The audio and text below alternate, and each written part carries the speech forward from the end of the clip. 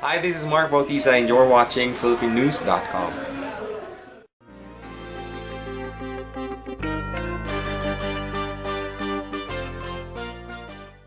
The Spratly Islands is very important to the Philippines because it's a part of their territory. The UN Treaty of 1988 says that every nation has 200 miles from land out in the ocean as theirs. And what the issue is really about is China is coming 586 miles from their shores and saying part of the Philippines is theirs. The point is to remember that China in World War II was our ally. They fought alongside Filipinos and Americans. And our goal should be to work with those who have suffered like us in times of war and heartache.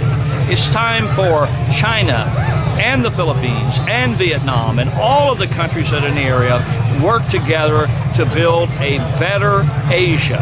And the way we build a better Asia is that we respect the rights of each and individual nations. The United States is committed to working with China, with Vietnam, for an equitable solution to all. But it's important to remember that in the West Philippine Sea, you have Palawan, you have all of these over, I think, 200 or 300 islands that are little atolls, but they have been a part of the Philippines. And the Philippines is committed to that. And the United States and Japan or other have already committed to a mutual treaty to defend the Philippines against any aggressors.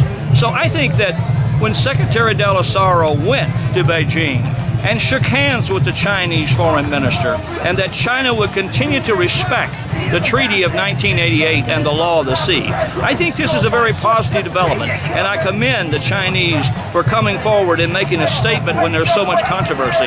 And I believe that in the coming days that there will be better unity between the Philippines and the United States, and better unity between China and the Philippines and Vietnam. This is the hope of all. What regular Filipinos should do, what Filipinos did in the United States. They went out and stood outside the Chinese consulate and simply expressed their views, their freedom of speech. I believe that Filipinos should do that in Manila at the Chinese consulate.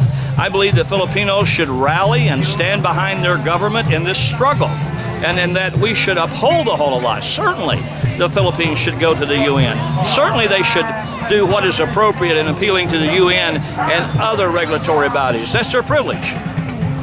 Well, I just think this is a great time for the Philippines. After the election of last year, there seems to be a renewed vigor on the part of the Philippines and the United States to work together, which is exciting.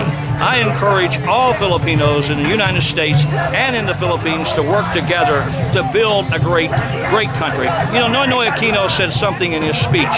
He said, let's don't think about our darkest fears, let's talk about our brightest dreams. And I think that's what the Philippines should do.